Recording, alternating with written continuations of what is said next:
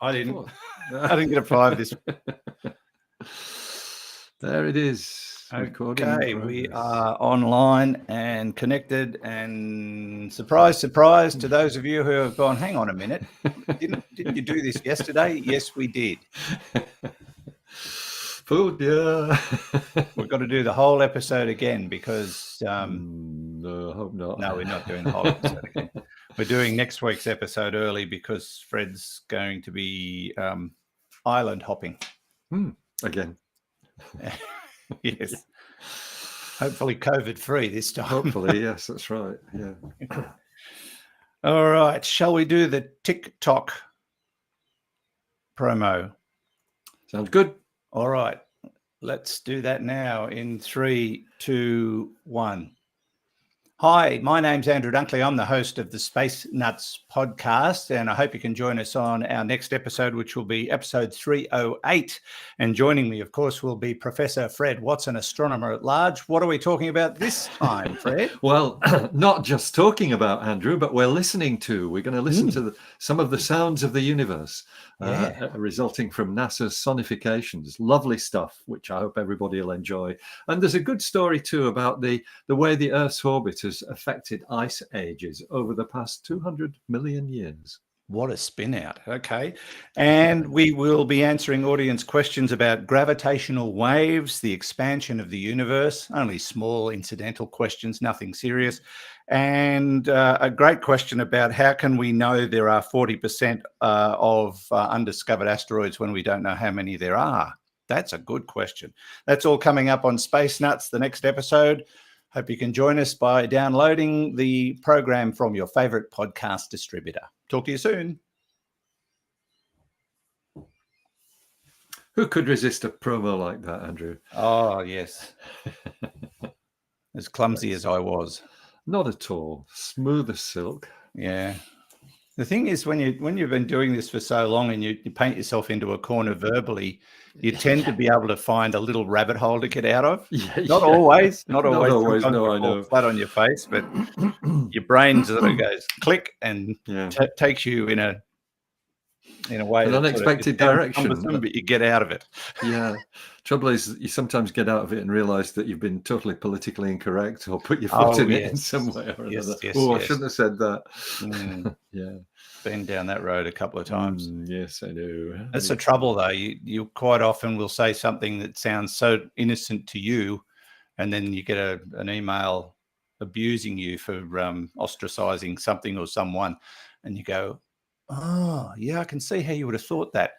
It's the same with defamation. Defamation is it's not defensible when you say, well, that's not what I meant, because you can't defend yourself, as Amber Heard has just discovered, by assuming that people understand what you're trying to say.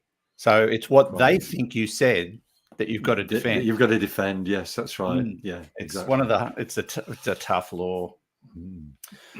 Okay, shall we get started? We might as well. All righty then. Yeah.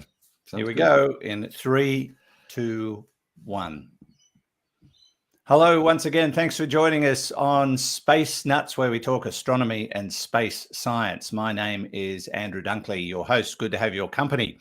On this week's episode, episode 308, we'll be talking sonification. It's not some weird family ritual or anything. It's about the sounds of the universe, and we are going to play a few of them for you today. We'll also be discussing the orbit of Earth and how it's affected our ice sheets. Weird, but probably logical in many ways as well. And we'll be answering questions about gravitational waves, the expansion of the universe, and some of those unknown objects out there that we keep looking for so they don't hit us. And plenty more on this week's edition of Space Nuts. Thanks for joining us. 15 seconds. Guidance is internal. 10, 9. Ignition sequence start. Space Nuts. 5, 4, 3, 2. 1, 2, 3, 4, 5, 4, 3, 2, 1. Space Nuts. Astronauts report it feels good.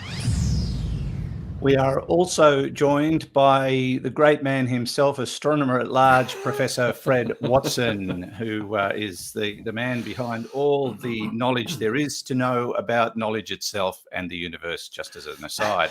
Hello, Fred. I thought you were going to introduce somebody important there. That's. I thought, oh, have we got a special guest? I didn't realise. Well, thank you. I appreciate being the great man.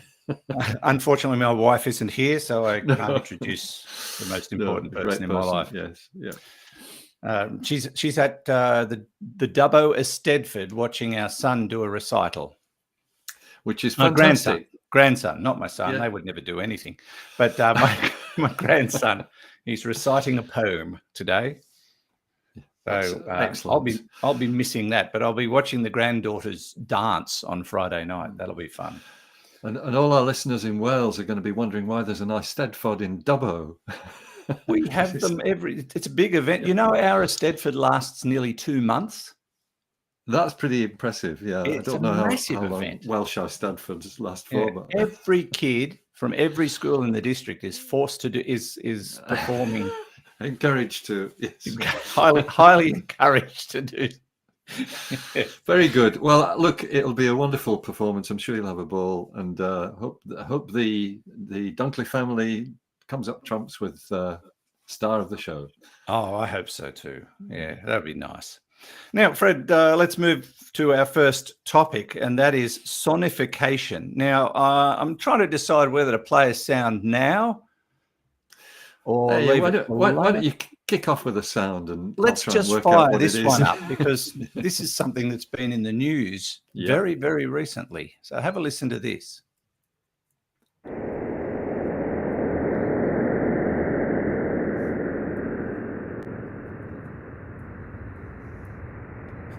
It's trying to play it. Let's go.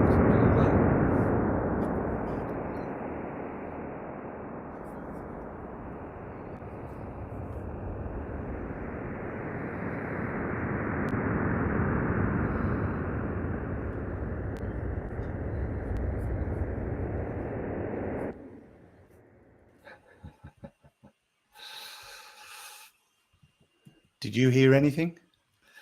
I heard the earth move. Did you hear anything at all? Yes, I got the sound effects loud and clear. I got nothing. Oh, that's interesting. Oh, well, no, it's good. It's the data sonification of the Sagittarius A star black hole event horizon. Wow. Which is something that we've only had an image of for the last 3 weeks. Is that right? I think it was 3 weeks ago to this evening when we had the press release, or maybe 2 weeks ago. I'm losing track of time. With the Event Horizon Telescope, this assembly of 8 radio observatories with their various dishes pointing towards the center of our galaxy, and the data were recorded back in 2017, but now they've crunched it, and what we have is this image of an orange cream donut with 3 blobs in it, which is essentially it's an image of the disk of material swirling around the black hole at the center of our galaxy.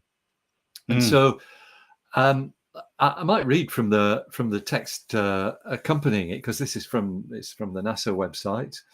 Actually, I beg your pardon, it's from the Chandra website. Chandra is an X-ray, a NASA X-ray telescope, and they have kind of pioneered this technology of turning images into sound, and done it, I think, very, very successfully. I hope we might get a chance to play my favorite a bit later on. But the one we've just heard is the sonification, the translation into sound of the latest image from the Event Horizon Telescope of the supermassive black hole at the center of the Milky Way called Sagittarius A star. Using a radar-like scan, the sonification begins at the 12 o'clock position and sweeps clockwise. Changes in volume represent the distance in brightness the Event Horizon Telescope observed around the event horizon of Sagittarius A star. The material that is closer to the black hole, and hence moving faster, corresponds to higher frequencies of sound.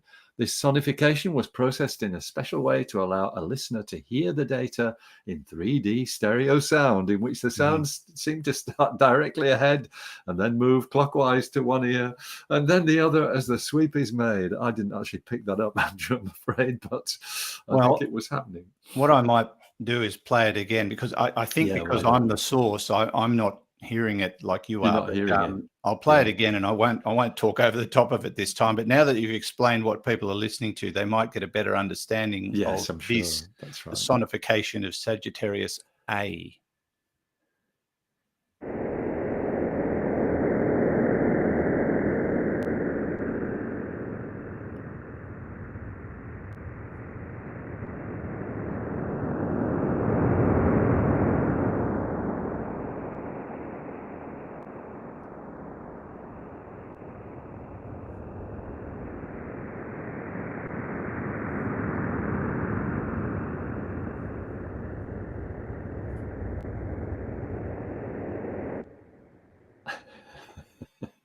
Did you hear anything then?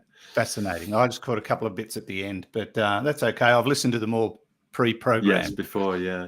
Yeah, but to me, it sounds a lot like waves on a beach. Actually, Yeah, Very yeah, I slow, got that ponderous impression waves too. on a beach. But Yeah, lovely. We've done this once before, where they did another sonification, and every sound represented a different kind of object, and Yes. that was fascinating. I've chosen one that I think demonstrates that, and this is the Crab Nebula. All right. Yes. In sonification form. Have a listen to this.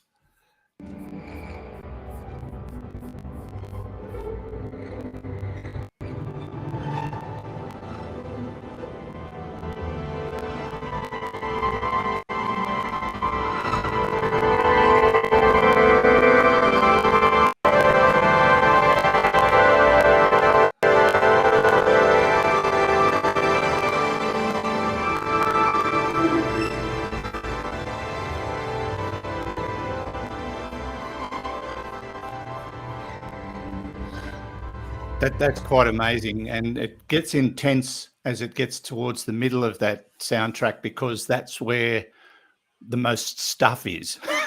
It is, yeah. The intensity of the radiations, the highest at the middle. Can I read the NASA caption for that, because that's very explanatory, I think. So it's the Crab Nebula has been studied by people since it first appeared in Earth's sky in 1054 AD.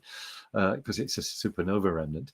Modern telescopes have captured its enduring engine powered by a quickly spinning neutron star that formed when a massive star collapsed.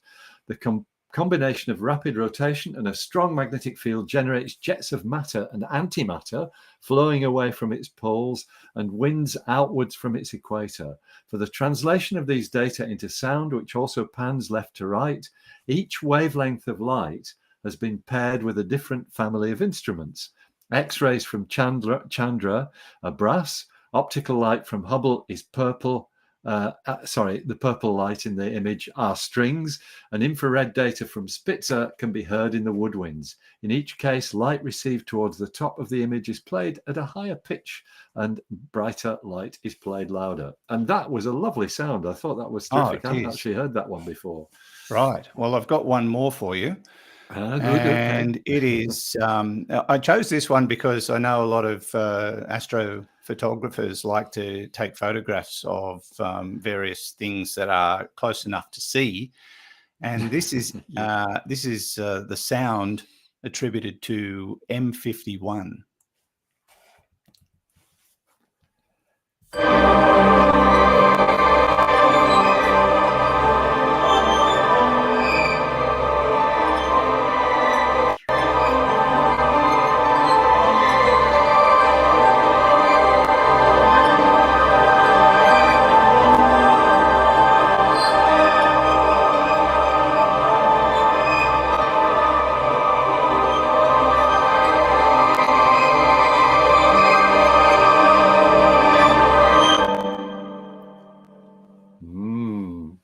I do like that one. Yeah, it sounds a bit troubled to me. Does M51? A bit what? Sorry, troubled. Yes. Of course, M51 is the Whirlpool galaxy. It's a face-on spiral galaxy, and so what they've done is sonified it in the same sort of way. Should I read it again, Andrew, so that people understand what they're listening to? read the caption for this one once again, Sure. courtesy of NASA. When a star like the sun begins to run out of helium to burn, it will blow off huge clouds of gas and dust. These outbursts can form spectacular structures. And that's interesting because this is the caption for a different object. It's not the one they're describing. Good old NASA. So they've got the wrong caption with the right picture. Oh, wow. Yeah, but so I might not read that because it's not relevant to what we've just been looking at.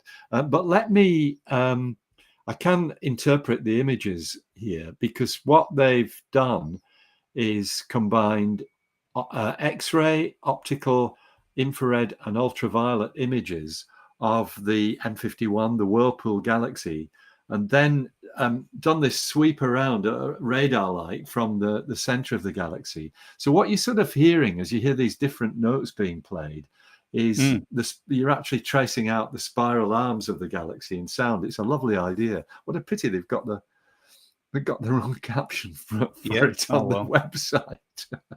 Never mind, that's all right. The best laid plans happen. I should point out that if you do want to listen to all of the sonifications that they've created at NASA, you can do it through the chandra.harvard.edu website. And I've only given you a few. There's M87 jet, there's the Perseus cluster, Tycho, the Bullet cluster. There are a whole bunch of them. M16, the Galactic Center. And some of them are incredibly spectacular to listen to. And yeah, I'd encourage you to hunt those down. I might get Hugh to put the link in our show notes. In fact, I can send it to him right now because he's listening and we're live. So I'll just copy that link and send it to him as I speak. And then he'll be able to add that to the show notes for the next episode. So there we go. Done. Fascinating technology, and it sort of gives sound to things that we've only ever really looked at. Yeah, that's right. And, for a start, that's a wonderful bonus for vision impaired people to provide a different avenue for experiencing these marvelous celestial images. One thing I was just going to add, Andrew, is that a note to listeners, it's really worthwhile plugging your headphones in and listening to these with headphones, because they have taken very great care with the stereo effects. And certainly my favorite one is that one of the center of our Milky Way galaxy, which it sparkles. It literally sparkles as you play it. And the image in this case is being scanned from left to right, so you get a lovely left to right sound effect when you listen to it in your headphones. Yes, what I'll do is I'll download it, and we might be able to listen to that at the end of the program, because it is truly amazing piece of music. We'll call it music, but it's the Galactic Center, and this is a sequence that moves left to right on the screen. But we'll do that at the end, eh? Sounds great. Yeah. Once again, from 3 different NASA telescopes: Chandra, Spitzer, and the Hubble. Yes, indeed. So we'll do that a little later. But right now we'll take a little break on Space Nuts with Andrew Dunkley and Fred Watson. I'll just write down what we're going to do. Otherwise, I'll forget. It's all right. Listeners will forget too. So will I. I don't think so. You said you were going to do it. Yeah. I know. One of the rules of radio that they taught us was never make a promise you cannot keep. Yes, I'm sure that's right. That's right. Now I can just remove a few of these things so I don't accidentally double up. All right, we're all good. Oops, no. Excellent. Yeah, I think it's the first one, isn't it? Yeah, it is. Yeah, I think that we have played that one before. We did it. It's a couple of years ago now when it came out first, but I think it's marvelous. I think it's wonderful. Yes. Yeah. Okay. Shall we continue? We might continue, yes. Too much fun going on here. Yeah. Oh, well, we're working in a sound medium. I get a big kick out of that That's the stuff. way to go. Yeah, Mm. you've got to take it on board. That's right. All right. In 3, 2, 1.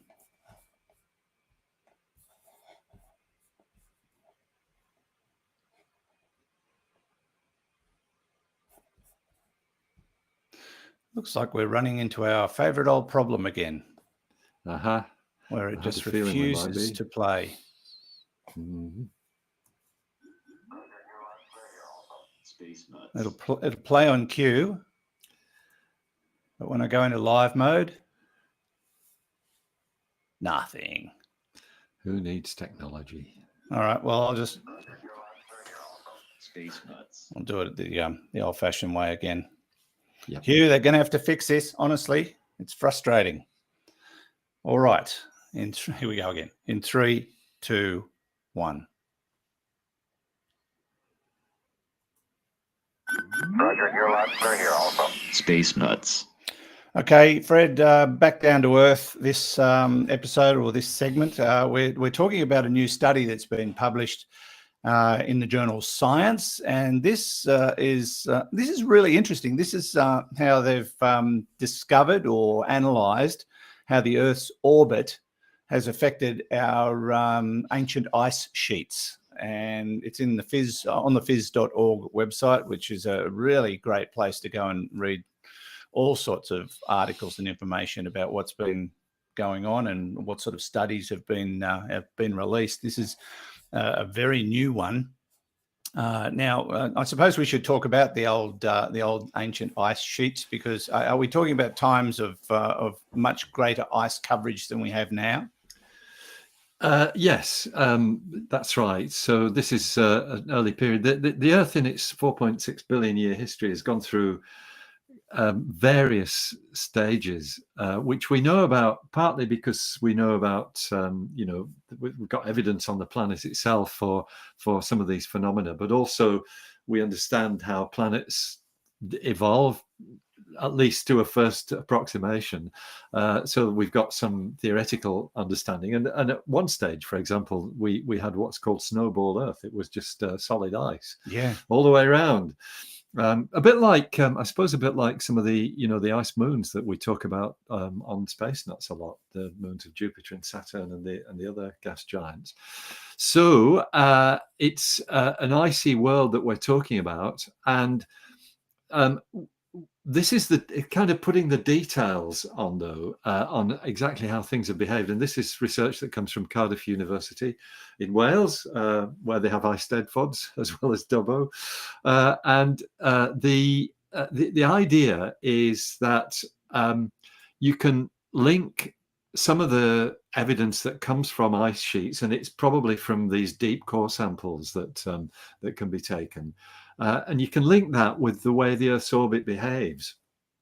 Now, 20 years ago, people worked very hard to try and link the Earth's orbit to climate change because they were in denial that it's us that's doing the present climate change. But that's subsided a bit now. So it's an interesting area. And I should add, that the kinds of changes in the Earth's climate that we're talking about due to changes in the orbit happen on much slower timescales than anything we're seeing today because of anthropogenic climate change. I think we're probably fairly safe in saying that the last time the Earth's climate changed this quickly was after the Earth had been clouted by the Chicxulub asteroid 66 million years ago, because that was pretty quick climate change then too, but for a different reason. So the orbital changes generate differences in the way the Earth behaves in terms of its climate over longer periods. They're much more gradual changes. And it's been known that the two parameters in the Earth's orbit that affect these ice sheets are the obliquity of the ecliptic, which is a gobbledygook. That's the name of it, the obliquity of the ecliptic. It means the tilt of the Earth in its orbit. So it's that 23.5 degree angle of tilt, but its technical name is the obliquity of the ecliptic. I've never heard that before. No, well, yeah, yeah. You can understand why when I was a teenager, astronomy, some parts of astronomy baffled me. You've got to know the obliquity of the ecliptic, and yeah, it rolls. I wish I'd known that when I used to play pinball machines. I used to get tilt all the time. Yeah, tilt. It's tilt. That's right. Yeah, you could have said, "Oh, it's the obliquity of the pinball machine." That's what's done it. A good excuse. So that's one, the tilt of the Earth's axis, and the other is the precession of the Earth's axis. So you and I have talked about precession before. It's exactly what happens if you've got a spinning top and you spin it up. It'll wobble slightly. It'll wobble around. In fact, its axis wobbles in a circle, and the Earth's axis does too, with a period of 26,000 years. Well understood, well established. And but that itself actually makes changes, because not only is the Earth's axis tilted, but the Earth's orbit is not perfectly circular. So we know, for example, that the Earth is closest to the Sun in January and furthest away in July. It's not by very much. It's 2 or 3%, if I remember rightly, and it's certainly not. It doesn't. It's not what causes the seasons. It's often a misunderstanding that the seasons are caused by the distance between the Earth and the Sun changing. I'm sure no Space Nuts listeners think that, because they know that the seasons are due to the obliquity of the ecliptic, the tilt of the axis. I was about to say that. Yeah. So, but what that means is when you combine those two, the obliquity with the fact that the Earth's orbit is slightly elliptical, it's not perfectly circular, it does mean that there will be some times when the northern hemisphere is closest to the Sun, and other times the southern hemisphere is closest to the Sun, and so you get basically slightly warmer summers compared to the other, and that's on a kind of 10,000, probably more like 13,000 year time scale. But the science on this is sort of complicated, and what's happened is that the studies have revealed that over the last million years, if you combine these effects, obliquity and the precession, the wobble, the rotating of the wobble of the axis, the rotation around the precessional axis, as it's called, and you can link these with the waxing and waning of northern hemisphere ice sheets, which is what this was all about, and you find that there are cycles that last roughly 100,000 years. That's over the past million years, but before that, in a period that we call the early Pleistocene, that's the technical name for it, it looks as though the ice age cycles, there were cycles of ice ages, but it was the obliquity, the tilt of the Earth's axis, that had the bigger effect, giving ice age cycles that were not 100,000 years long, but almost exactly, as the phys.org report says, almost exactly 41,000 years long. And that's been a puzzle. Why hasn't precession played a role in this early period as well? And that's what this Cardiff University study has revealed, that actually precession did play a role in the early period of the Pleistocene. And so it's a complex picture, and to some extent we don't really see the detail in it, but the evidence is now that this is understood. We actually understand why this 41,000 year cycle seems to be dominated by obliquity, but actually precession was playing a part. Maybe I can put it a little bit more succinctly if I don't put it in my words, but actually quote the lead author of the study, whose name is Professor Stephen Barker, Cardiff University, who says early Pleistocene, and that's the period we're talking about before, earlier than a million years ago, early Pleistocene ice sheets in the northern hemisphere were smaller than their more recent counterparts and limited to higher latitudes where the effects of obliquity dominate over precession. This probably explains why it has taken so long for us to find evidence of the precession forcing of the climate during early Pleistocene. These findings are the culmination of a major effort involving more than 12 years of painstaking work in the laboratory to process nearly 10,000 samples and the development of a range of new analytical approaches. Thanks to this, we can finally put to rest a long-standing problem in paleoclimatology and ultimately contribute to a better understanding of Earth's climate system. And he winds up by saying, I think very, it's an important statement, this. He says, improving our understanding of Earth's climate dynamics, even in the remote past, is crucial if we hope to predict changes over the next century and beyond. Ongoing changes may be man-made, but there's only one climate system, and we need to understand it. Yeah, great comment. Yeah, great comment, isn't it? Yeah. I am fascinated by how much we can learn from ice core samples, the things we can discover about our deepest, darkest past. Yes, yeah. Simply by drilling a hole and taking a chunk of ice out and looking at it under a microscope. I find that quite astounding.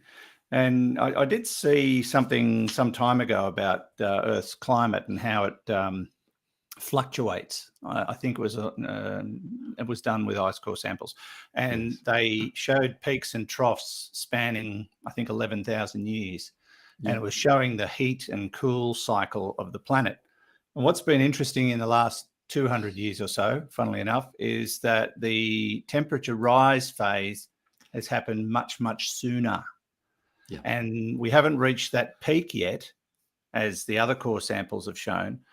But the question is, do we stop and start going back down again, or do we keep climbing? And that question can't be answered for another couple of thousand years from what I understand. So we won't be around to know, but it does sort of make you pause that this rate of temperature increase that is natural through ice core samples is actually happening faster because of our intervention. Yep, exactly. And that's a bit scary, to be honest.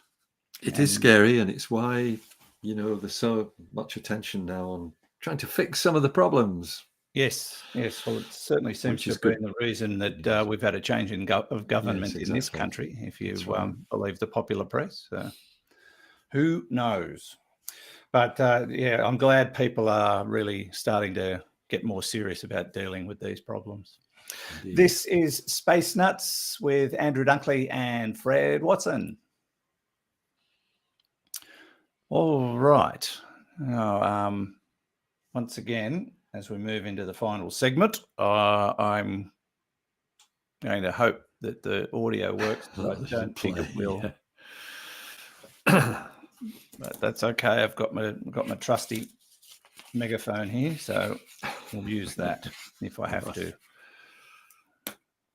All right, are we ready? Ready to go. In 3, 2, 1.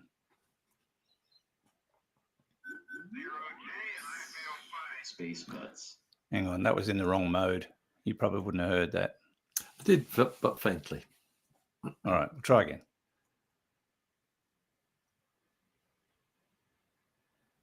Nah, it's playing silly buggers with me. All right. We'll just do it the old-fashioned way. 0G, and I feel fine. Space Nuts. Okay, Fred, time to answer some audience questions. We've got a couple of audio questions and we've got a text question. And our first question comes from Ireland. I love this accent. I really do. Great question too, of course. That's the most important part. Here we go.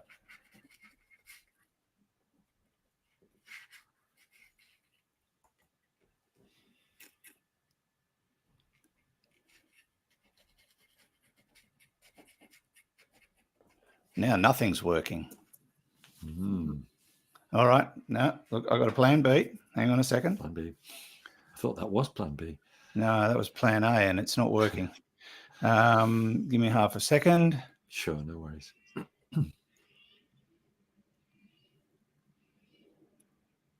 All right.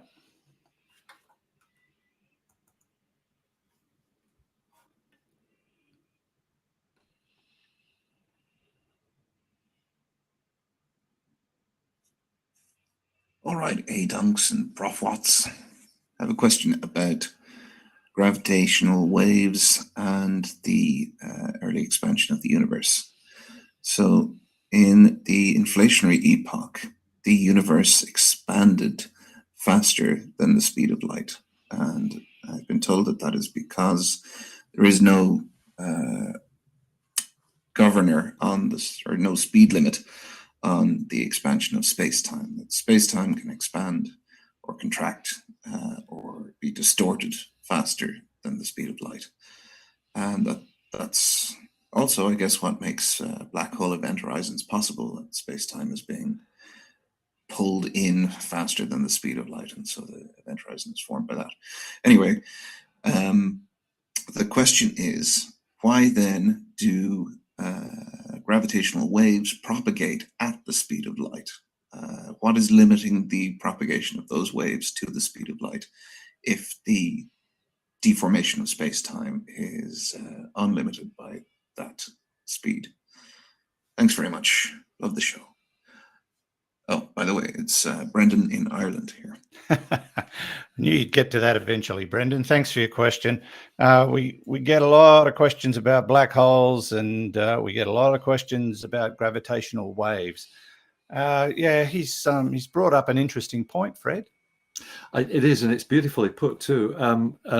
It's a really interesting question, and I'm not really enough of a physicist to be able to point to the mathematics, but inflation, the idea, you know, that that space expanded at this colossal rate that was certainly not limited by the speed of light, that is really not well understood. There's good evidence that it happened. The idea was introduced in the 1980s to explain one of the anomalies that we find in when we're looking deep into the universe, and it's stuck. It's still accepted that within the first gazillionth of a second of the universe's existence after the Big Bang, it expanded by I think a factor of 10 to the 50 is the usual number that's put on it, or thereabouts.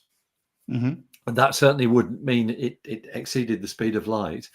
And so since gravitational waves are propagated by vibrations in space-time, you might expect them to go at a different speed, but they don't. They are propagated at the speed of light. And I, as I said, I'm not sufficiently familiar, excuse me, with the physical processes in order to be able to say why that should be, except that the speed of light is a curious quantity. It's almost like a magical touchstone in the physics of the universe, because as Einstein demonstrated, it's totally counterintuitive that the speed of light would remain constant, but space could bend and time could bend. But that's what happens. Space and time are flexible, whereas the speed of light isn't. And so it's an absolutely fundamental property of the universe. In fact, it popped out of James Clerk Maxwell's equations back in the 19th century, when he was trying to do these calculations. This fundamental number kept popping up, and the speed of light. So my guess is that what governs the speed of gravitational waves is the same sort of physics. And yes, even though the universe as a whole could expand so that the separation between any two given points in it was increasing at greater than the speed of light, that doesn't give gravitational waves carte blanche to go at any speed they like. I think they are dictated by the same laws of physics that dictate the speed of light itself. And that's a glib answer, Brendan, and I'm sorry that it's nowhere near as eloquent as your question was, but it's a very interesting question, and I think that's the bottom line, that the speed of light is fundamental to the universe. Yeah, and it's the absolute limit. The only thing that goes faster is the universe itself. Yes, that's a way to put it. That's right.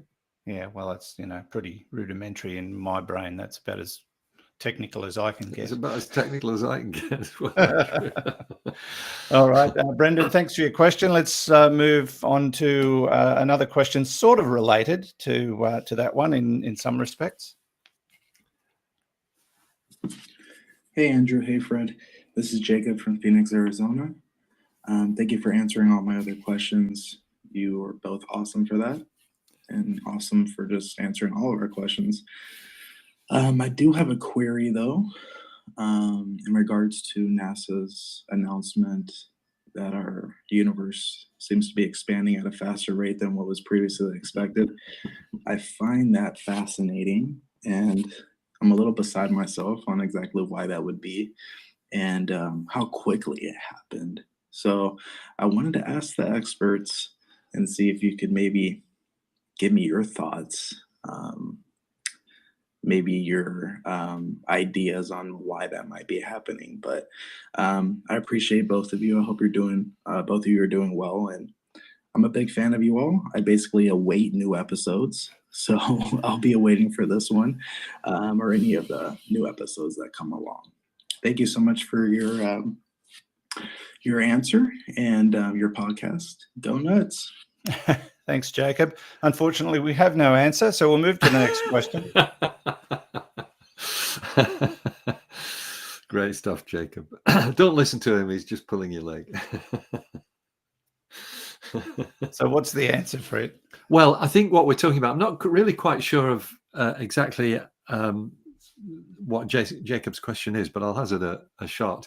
So what we were talking about, and I think we covered this a couple of weeks ago, the fact that when you do the very best measurements of the Hubble constant, the current rate of expansion of the universe, you get this figure of 73 plus or minus 1 kilometer per second per megaparsec. That's to say that for every megaparsec or 3.2 million light years that you go further into space, the recession velocity is increasing by 73 kilometers per second. And yet, if you study the flash of the Big Bang, the cosmic microwave background radiation, and look at the fluctuations in temperature that are in it, which is we interpret that as the imprint of sound waves actually from the early universe. Sound is a big theme in this particular episode of Space Nuts. The bang of the Big Bang is preserved in almost like a fossil in this microwave background radiation. So there's much information in that, and people can use that to predict what the expansion of the universe should be today. And they get 67.5 plus or minus 0.5 kilometers per second per megaparsec. So these two numbers are incompatible, and that's, I think, what Jacob's asking about. Now, I think the jury is still out on why that should be.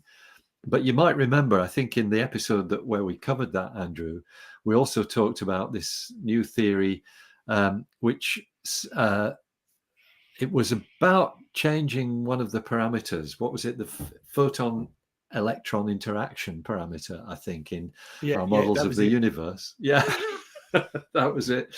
And if you do that, you get you find you can tweak the expansion, the predicted expansion from the cosmic microwave background radiation, so that it matches what we actually observe. And that filled these scientists, I can't remember where they were working, but it filled them with glee.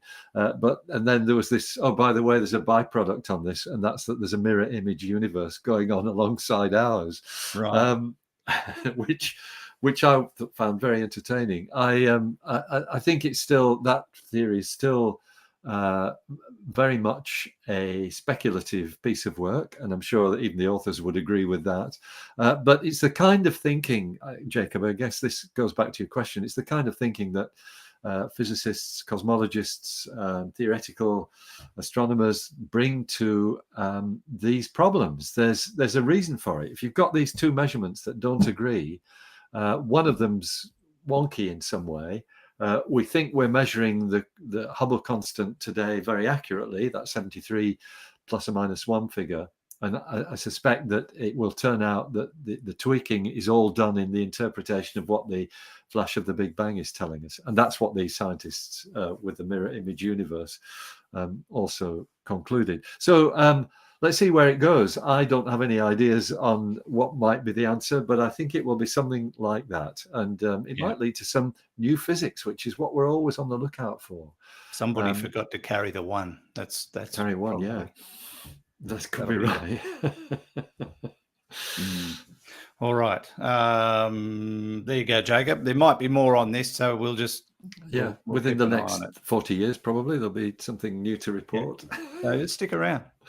There's just on that topic, I think they've now switched on the Large Hadron Collider again with after an improvement in its energy levels, and of course they're looking for symmetries as well. They're looking for supersymmetry, which would be a huge breakthrough if evidence was discovered, because that might lead us to explain all sorts of things like the dark matter, possibly even dark energy. But it might also throw up insights into the kind of new physics that we were just talking about there, this one where you get the mirror image universe. So who knows what is on the future or on the horizon. I think you never do you? You never do. All right, thanks, Jacob. We're going to throw in a bonus question. This is a text question that came in from Ron in New York. He says, according to NASA, only 40% of asteroids larger than 140 meters in size have been discovered.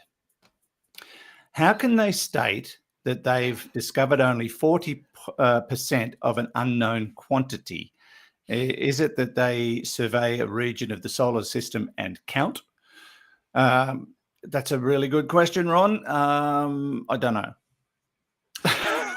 So it is a good question, and it's got a bit of history to it, this, because back in the 90s, I think NASA was mandated by Congress to discover 90% of asteroids bigger than a kilometer across. Yeah. I think it might even have been 95%. I can't remember the exact number.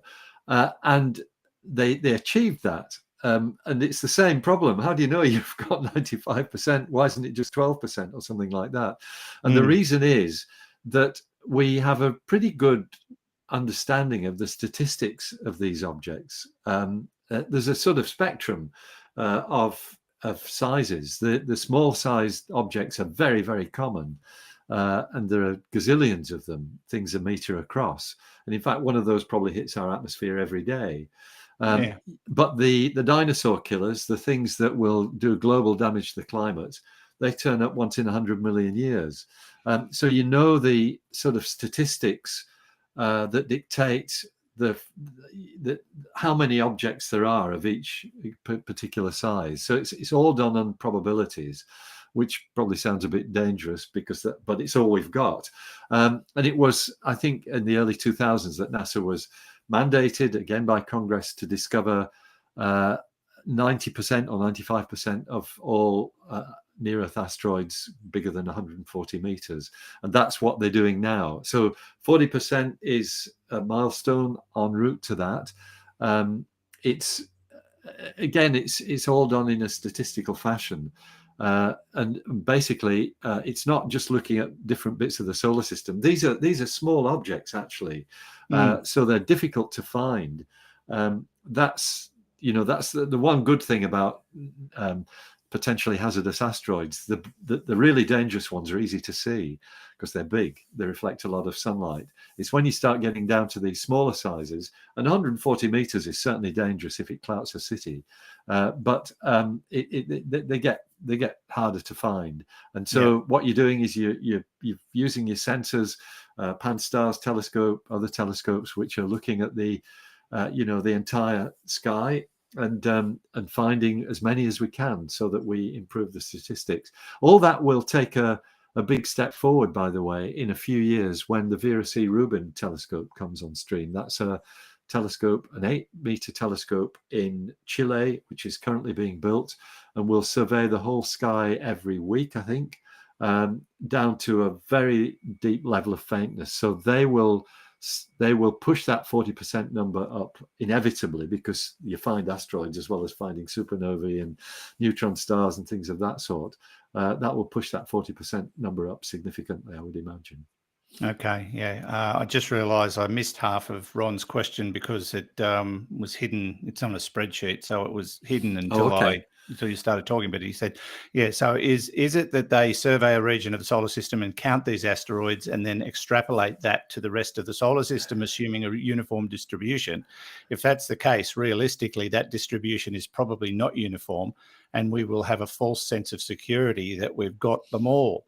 Even one errant asteroid 140 meters across could mean a very bad day for us if it blindsides us. Thanks for the great podcast. Yeah.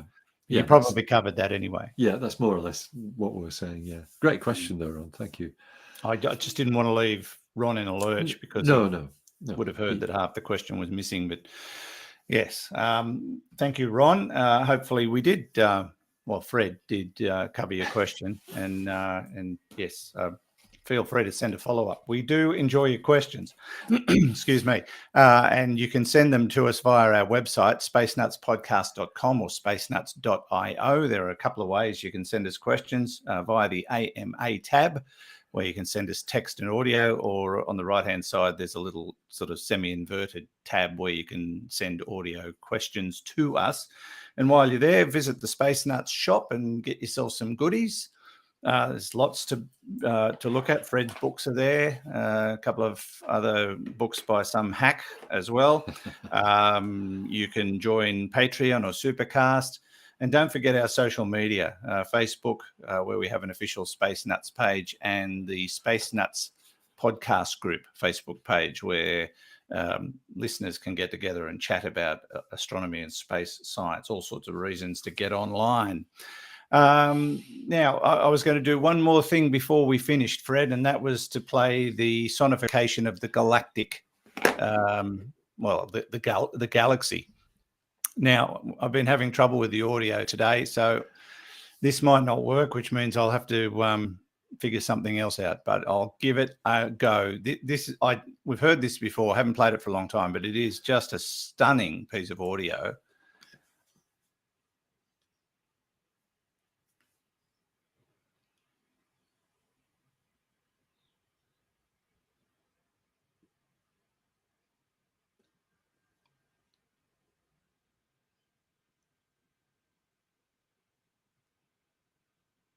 You getting that? Nope. No. All right. It's not going to work. So unfortunately, I'm not be able, actually, I think there is another way around this. I was going to say I've heard it before, so I can talk about it. But all right. Here we go.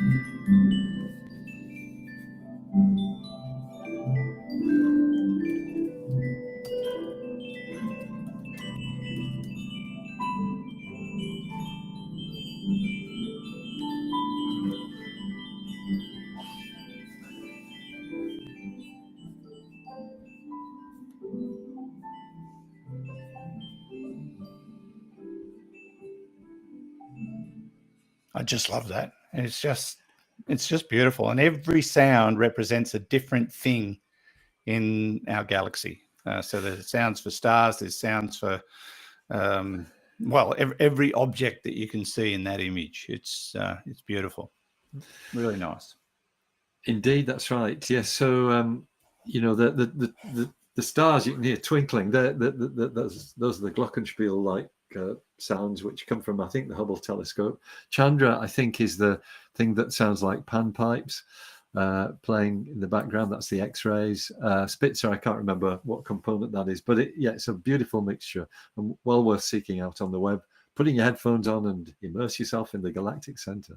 Yes, indeed. And there'll be a link on the show notes to the site where you can listen to all of those audio, and there's video components as well, so you'll be able to actually see what you're listening to, which is what it's all about. Yeah, indeed it is.